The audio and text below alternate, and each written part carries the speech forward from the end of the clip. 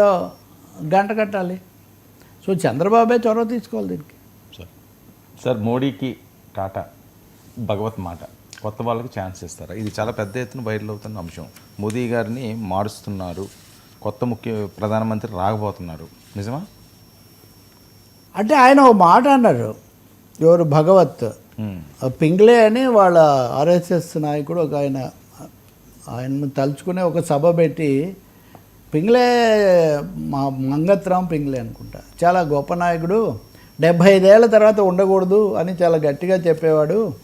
ఆయన ఒక జోక్ కూడా చెప్పాడు, మీకు 75 ఏళ్ల తర్వాత శాలువా కప్పుతారు, శాలువా కప్పితే దాని అర్థం మీరు ఇంకా బయలుదేరండి, కొత్త వాళ్ళకి అవకాశం ఇవ్వండి అని అర్థం. 75 ఏళ్ల తర్వాత కూడా పట్టుకొని వేలాడడం అన్నది అది సరైంది కాదు అని. ఇక్కడ మీరు గమనించవలసింది, మోదీ గారికి ఇప్పుడు 75 ఏళ్ళు నడుస్తుంది. ఖచ్చితంగా ఇది ఆయనకు వర్తిస్తుంది అని మోహన్ భగవత్కు తెలియదని మనం అనుకోలేము. పైగా ఎల్కే అద్వానీతో సహా ఈ నాయకులందరినీ 75 ఏళ్ళని మోదీ హయాంలోనే వాళ్ళు పక్కన పెట్టారు. వాళ్లకు పదవులు కూడా ఇవ్వని పరిస్థితి ఉంది. ఎక్సెప్షన్స్ అని మినహాయింపులు కొన్ని ఇస్తుంటారు, కానీ ఇప్పుడు 3 సార్లు అయ్యారు కాబట్టి మినహాయింపు అనే అవకాశం కూడా పెద్దగా ఉండకపోవచ్చు. కానీ ఇక్కడ ప్రశ్న ఎక్కడ వస్తుందంటే, భగవత్ వర్సెస్ అమిత్ షా కొంతకాలం కిందట మీడియాతో మాట్లాడుతూ, ఎక్కడుందండి బీజేపీ రాజ్యాంగంలో ఎక్కడ 75 ఏళ్ళకి తగ్గించాలని లేదే అని ఒక మాట అన్నట్టు. నిజంగానే బీజేపీ నిబంధన వల్ల 75 ఏళ్ళకి తగ్గించాలని లేదు, అదొక ఇన్ఫార్మల్ అండర్స్టాండింగ్ తప్ప. కాబట్టి అమిత్ షా ఎక్కువ శక్తివంతుడు కాబట్టి దేశంలో ఇప్పుడు మోదీ తర్వాత నెంబర్ 2, ఈయనేమో ఆర్ఎస్ఎస్లో నెంబర్ 1, ఆయనేమో భారతదేశంలో సర్కార్లో నెంబర్ 2. ఇందులో ఏది నిలబడుతుందో ఒకటైతే, అమిత్ షా కూడా దీనికి మళ్ళీ చిన్న ట్విస్ట్ ఇచ్చాడు. నాకైతే కూడా ఇంకా ఇవి రాజకీయాలు తగ్గించుకొని వేదాలు, భగవద్గీత, ఉపనిషత్తులు ఇటువంటివి అన్నీ చదువుకుంటూ కాలక్షేపం చేయాలని ఉంది. అవకాశం దొరికిన తక్షణం ఆ పని చేస్తాను అన్నాడు. మంచిది, మనకి సరిపోతుంది మన ఫిలాసఫీకి. కానీ ఎప్పుడు చేస్తానంటే చెప్పడంలా. అంటే ఇప్పుడు 60 నుంచి నన్ను 75 వరకు అంటే 3 టర్ములు అవుతాయి కదా సరిగ్గా. సో 3 టర్మ్స్ నేను 3 టర్మ్స్ చేసి 75 తర్వాత నేను రెస్ట్ తీసుకొని భగవద్గీత చదువుతాను అంటాడా తెలీదు. కానీ మీరు గమనిస్తే నాగపూర్ అల్లరి జరిగినప్పుడే మోదీ మొదటిసారిగా ప్రధానమంత్రి అయిన తర్వాత మొదటిసారిగా నాగపూర్ వెళ్ళి ఆర్ఎస్ఎస్ బాసులు వీళ్ళందరినీ కూడా కలుసుకొని వాళ్ళని ప్రసన్నం చేసుకోవడానికి కొంత ప్రయత్నం చేశాడు.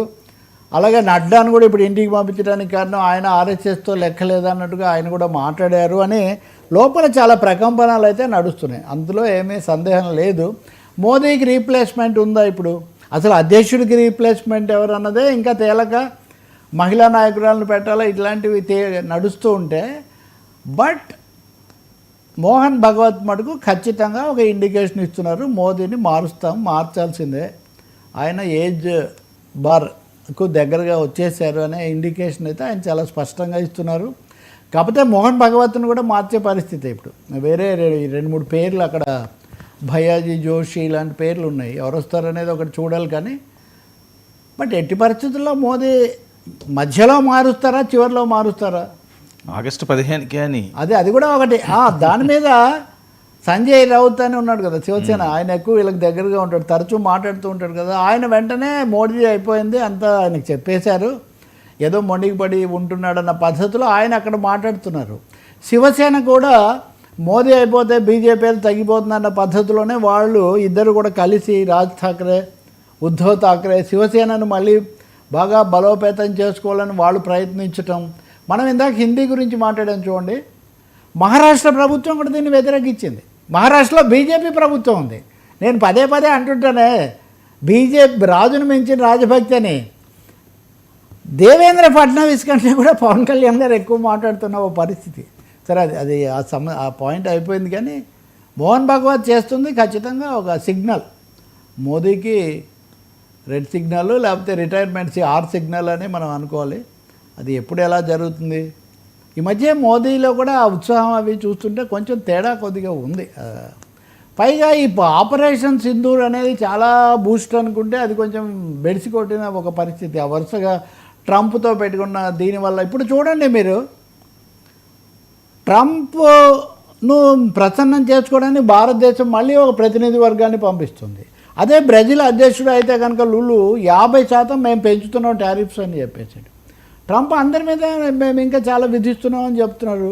కాబట్టి మోదీ తల వంచుతున్నారు ప్రతి చోట అనేది కూడా సంఘ పరివార్లో ఈ హిందూ సంఘటనలో కూడా ఒక హిందుత్వ సంఘటనలో కూడా ఒక అసంతృప్తి వచ్చింది. Okay, he may be eased out, ఇంటికి పంపించే కార్యక్రమంలో ఉండొచ్చు. సార్ ఈసీకి సుప్రీం